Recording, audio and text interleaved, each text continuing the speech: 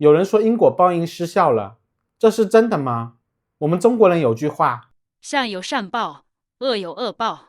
但最近几年听了太多的故事，有人戴了300万的耳环，却嘲笑社会上的仇富心理；黑心老板卷款跑路，老实人只能吃个哑巴亏。因果报应究竟是自我安慰的幻觉，还是说不时不报，时候未到？我们这一代人经历过太多现实的冲击？抖音每天都有1400万现世报的播放量，但现在赶扶陌生老人的人连5%都不到，这就让我们有了一些奇怪的幻想，盼望着所有大老虎这几年就能全部落马，盼望着那些做害人生意的老板明天就能倾家荡产。前几天我妻子还嘲笑我说，你这人就像个阿 Q， 就知道因果报应，天天在那边自我安慰，有什么用吗？所以正义跟公平终将会到来，究竟是个幻觉还是现实呢？我们从邻里关系开始说这件事。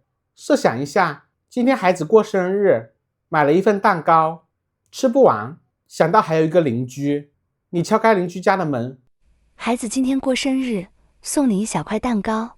正常人会想，这邻居真不错啊，我以后有好东西也给他搞一点。而有些人却想到，这人是不是吃剩了才给我呀？他是不是看不起我？心理学把这个现象叫做归因偏差，就是每个人都用不同的方法来理解这个世界。结果呢，正常的邻居会在下次给你送来老家带来的苹果，而心怀恶意的邻居没准下次就把垃圾袋放你家门口。因果报应的规则没有那么简单。最近几年有个词叫做垃圾人，意思是随处散发负面能量的人。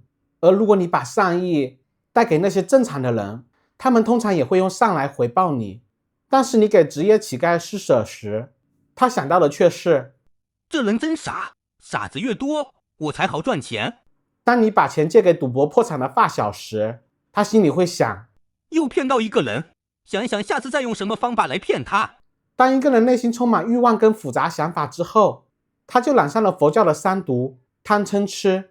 你向他投入一份善意，他可能会多一分贪婪；你向他投入一份爱意，他就会对你多一分算计。而我们又把因果报应、善恶法则放到社会上来看，它好像又变得更复杂。某市牛奶厂坚持用真牛奶，但其他牛奶厂都把牛奶兑水，再用科技与狠活提高蛋白质检测含量，最后良心牛奶厂因为成本过高而破产了。当我们对金钱的欲望每提升1分，整个社会的道德就会下降1大截。心理学有一个词叫做去个体化，就是把对方不当人看。而今天我们认为金钱是万能的，我们对金钱的追求越是痴迷，越是容易把别人不当人看。佛教有一个预言，说会有一个时代叫做末法时代，就是所有人对他人行善的时候都不会得到好报。那么那个时候，地球的灵气枯竭，所有的修炼都会变得无所作为的一个时代。我们是一个讲究人情世故的社会，但如今的当下，我们更多的是用利益来衡量一切人际关系。认识朋友，先考虑这个人有没有用；走亲戚的时候，先考虑对方能不能够帮助自己。当我们所有人都用金钱的标准来衡量一切时，世间的因果法则在这一刻失效了，因为这个世界也会用有没有价值来衡量我们。最近几年，大家有发现一个有趣的现象吗？钱能够买到的东西是越来越多了，但是能够买到的感受却是越来越少了。有人花了几百万，想在大城市买一套房子，获得安全感，但却获得了很多的不安跟焦虑。有人交男女朋友，花了很多钱却换不来一份真心。有人花了几万块钱给孩子报补习班，孩子1分都没有提高，却换来了孩子的不理解跟嫌弃。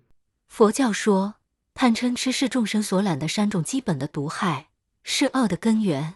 当我们无法控制对金钱的欲望之后，我们染上了贪。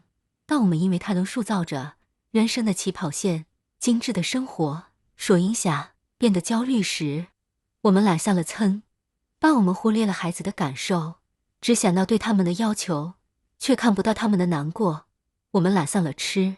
或许我们所有人都被困在现实中，强迫染上了贪嗔痴。这时候才发现，花钱买不到安心，善意换不回好的结果，所有的真心付出换来的可能只是被利用。似乎末法时代已经到来。回到主题，因果报应是不是真的失效了呢？我想可能没有，我们太关注金钱，所以种下了一个因，那么别人再也不照顾我们的感受，像是结出了果。古人常说，人要学会修身养性，去戒掉对世间的各种执念啊。因为当我们太在乎金钱的时候，就会把我们困在金钱的因果循环中。或许不是因果报应失效了，只是我们变了。感谢您的观看，我们分享使用知识的方法，下期再见。